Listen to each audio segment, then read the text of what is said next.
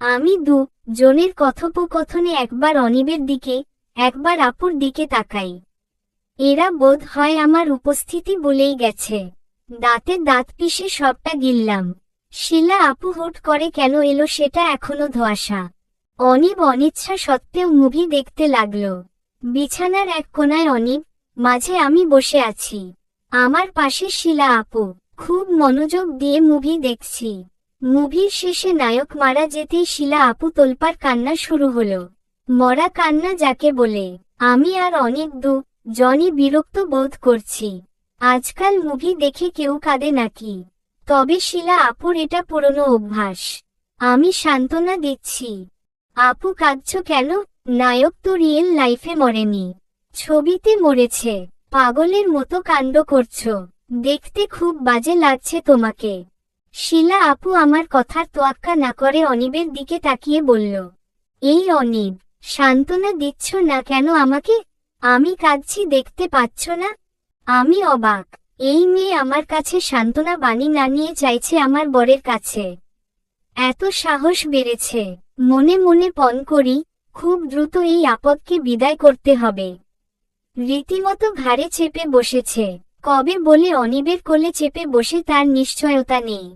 আমি মুখ বাঁকিয়ে বলি, তোমার আদিক্ষেতা রাখো আপু, এখন অনিব আমার বর, তাই ভেবে কথা বলো। শিলা আপু হা হয়ে তাকিয়ে বলল, তুই এত ছোট মনের কবে হলি বর্ষা? বড় বোনকে এভাবে বলতে পারলি? তুমি থাকবে, খাবে, ঘুরবে, যা ইচ্ছা করবে, কিন্তু কিছু কথা মুখ সামলে বলবে। হঠাৎ ছোট বোনের বাড়ি এলে কেন? এত দরদ সেদিন তো দেখিনি। কত খারাপ ব্যবহার করেছিলে মনে নেই? রাতারাতি তোমার পরিবর্তন হলো কিভাবে আপু? সব ভুলে বোনকে দেখতে এসে কি পাপ করেছি? ভুল হয়েছে আমার, কালই চলে যাব, থাকবো না। তোমার ইচ্ছা, বলেই হনহন করে অনিবের হাত ধরে বেরিয়ে আসি। তারপর খেয়াল হলো আমরা তো আমাদের রুম থেকেই বের হয়ে এলাম। বের হবার কথা আপুর।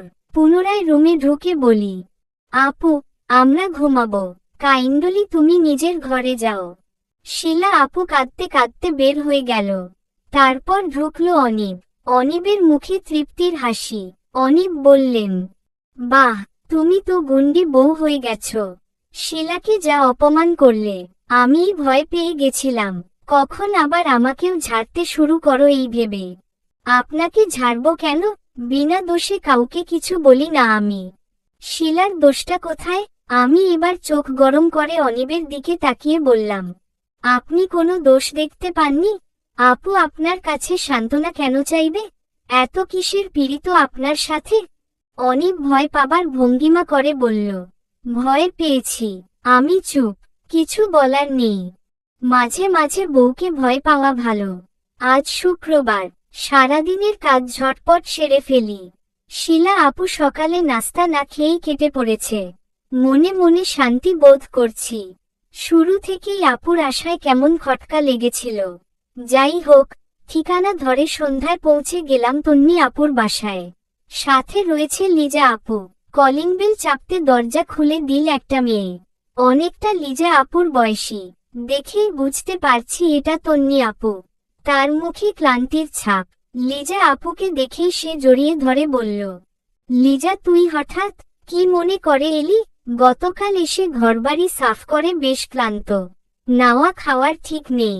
তুই আসবি জানলে ভালো কিছু রাঁধতাম। লিজা আপু বলল, তোর না আজ ভোরে পৌঁছানোর কথা ছিল? হ্যাঁ, কিন্তু লাস্ট মুহূর্তে টিকিট কেটে একদিন আগেই চলে এলাম। আমাদের দেশে শুক্রবার একটা বিশেষ দিন, সবার ছুটি থাকে, বাড়িতে থাকে। সন্ধ্যায় সব ফ্রেন্ডদের দাওয়াত দিয়েছি। তুই এসে ভালো করেছিস। তোকে ফোন করব বলে ভাবছিলাম, তারপর মনে হলো তুই তো এসব পার্টি পছন্দ করিস না। এসব পরে দেখা যাবে। এই যে, আমার পাশের মেয়েটার নাম বর্ষা, অনিবের চৌধুরীর ওয়াইফ। তন্নি নামক মেয়েটা ভীষণ চমকালো। তারপর বলল, অনিবের বিয়ে তবে শিলার সাথে হয়নি? শিলার কলেজ লাইফ থেকে কি জমজমাট প্রেম ছিল ওই ছেলের সাথে, অথচ শেষে কিনা বিয়ে করলো এই ছোট মেয়েকে। এদেশে ছোট মেয়ে বিয়ে করার ট্রেডিশন এখনো গেল না। আমি থমকে গেলাম, কি বলছে এই মেয়ে? শিলা আপুর প্রেম অনিবের সাথে? তবে যে ছেলের সাথে আপু ফোনে কথা বলতো সে অনিব ছিল? তাহলে বিয়ে কেন ভেঙেছিল আপু? কিছু মাথায় ঢুকছে না। প্রচণ্ড কান্না পাচ্ছিল। আমরা ফিরতে গিয়ে বসতেই লিজা আপু বলল, কি বলছিস তুই? শিলার তাহলে কি হয়েছে? আমি কথা থামিয়ে বললাম, আমি শিলা আপুরই ছোট বোন। আপনাদের সাথে কখনো দেখা হয়নি বলে চিনতে পারিনি।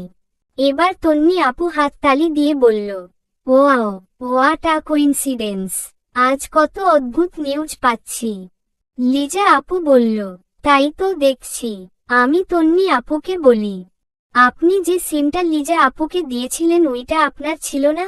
অনিবের গার্লফ্রেন্ড আপনি নন? তন্নি আপু জোরে হেসে বলল, ওহ গড, কি বলে এই মেয়ে! আমি অনিবের গার্লফ্রেন্ড কবে থেকে হলাম? পুরো কলেজ জানতো অনিবের জিএফ শিলা। প্রতিদিন ক্লাস মিস দিয়ে ঘুরতে যেত ওরা। শেষের দিকে তো শিলার পড়াশোনায় একদম মন ছিল না। আর ওই সিমটাও শিলার ছিল। আমাকে কেন দিয়েছিল বলতে পারবো না। শুধু বলেছিল, এই সিম আমাকে ব্যবহার করতে। আমার কাছে সিমের এত গাদা থাকতে নতুন একটা সিম অপ্রয়োজনীয় মনে হয়েছিল। তাই লিজাকে দিয়েছিলাম। আমি তড়িৎ উঠে পড়ি। তন্নি আপু অ্যাপার্টমেন্ট থেকে বেরিয়ে ট্যাক্সি নিয়ে সোজা অনিবের অফিসে পৌঁছে যায়। আজ অনেক বড় রহস্যের উদ্ঘাটন করতে হবে। এসব নাটকে আমার ভূমিকা কোথায়?